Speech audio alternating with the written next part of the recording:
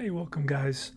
I've been doing this classic replay baseball, um, replay of two pitchers, the Mets 1984, Darling and Gooden.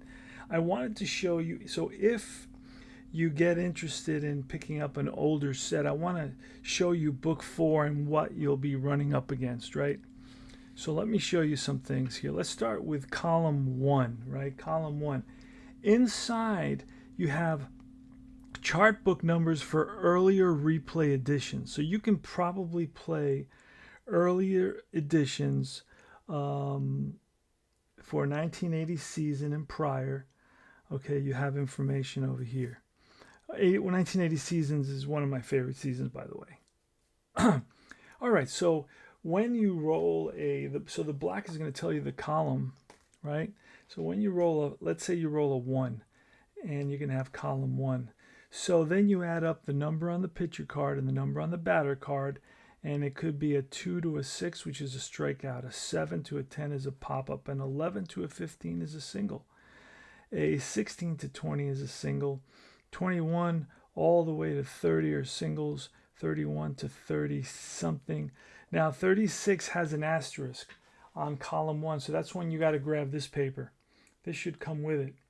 And it says strikeout with second base halfway. This is a second to first double play. All right. So that's the way that works. So let's say you roll a two. There it is, a two.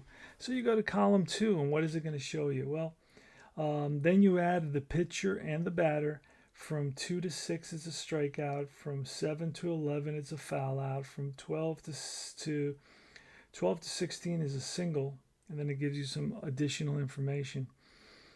17 is a strikeout, 18 to 21s are flyouts, 22 all the way to 44. A lot of ground outs here, a lot of ground out. But there's injuries on column two.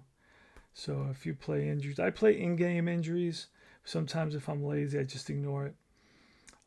This is at the end of the season, so I'm not really so worried about that. You still have ground outs all the way to 55.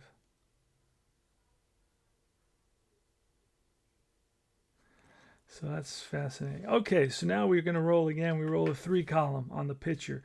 So you'll get a pitcher number, and then the white will tell you the batter number. You add those two together, and from a 2 to 6, it's a fly out.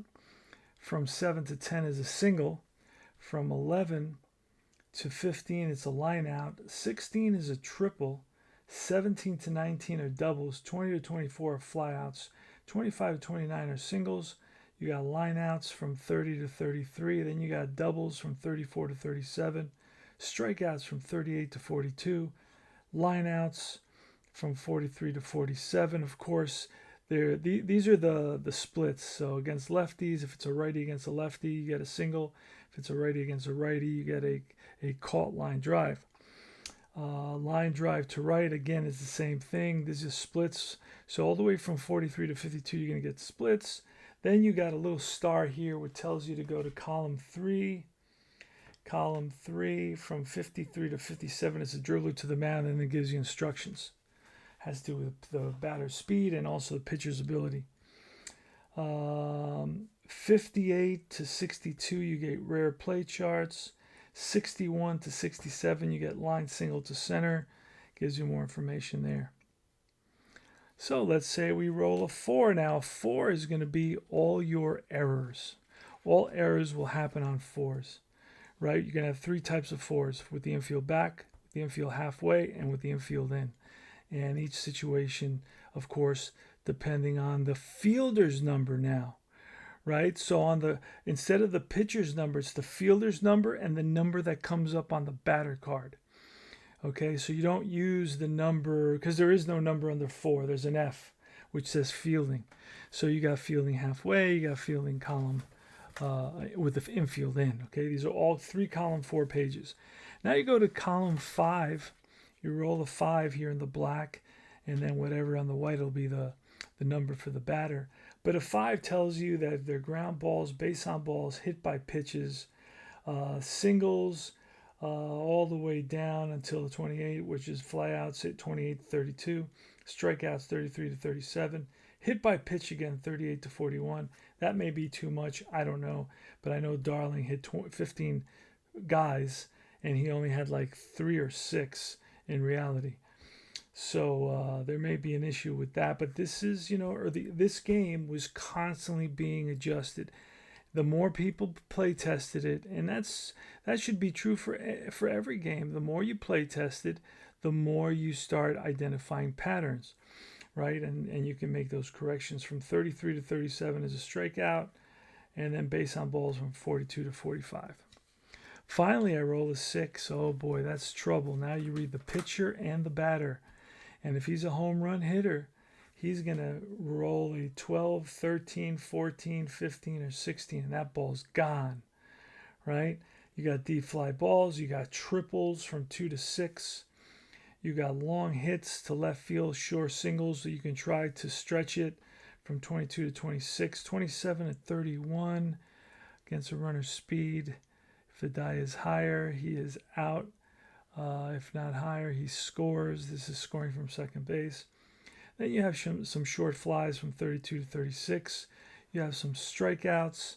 You have some strikeouts from 37 to 41. Then you have line drive left field, base hit single, 42 to 46. Some more of that, 42 to 40, 47, 40, 51.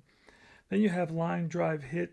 You have more hits, 52 to 56, 57 to 60, more singles, and then doubles, 61 to 65. Once you played enough, you start memorizing the charts. It makes it much faster and much easier. So, sometimes I go through the trouble of reading all this. It just gives you additional look with runner on third and less than 2 out, score on a sacrifice fly. This one says it's a short single. Runners advance 2 bases. Batter has option of trying for a double. Sometimes I'll do it. Sometimes I won't. It's very simple. Just one die roll. But sometimes you also get the outfielder's arm that comes into play as well, and so on. So you get a little. Here's your. Thank God it is a small sacrifice portion. It's not like APA that gives you 10 pages. Then you have the squeeze play, right? You squeeze play. Then you got a hit and run, which I don't do very much. I wish I would do it a little bit more. I just have to have the right players, a hit and run. Then you can have rare play results, rare play 1 and 2, and then the on-base chart. These are that letters for guys with stolen bases will have a letter, and so on. All right, and that's about it, guys. That's the whole book. This is book 4. There's an actual book that you can buy for a few dollars that will serve every season. In other words, you won't need all the different books. You just get that one white book, I think it's called, from the company, and that'll serve you for all the different seasons. You won't have to worry about it. And that's it, guys. This is Tony Porter. Remember to like and subscribe. Join Universal Baseball Association and all the other Facebook groups out there. And I will see you guys very, very soon. Let me know what you think of the Replay Baseball Classic, right? Take care.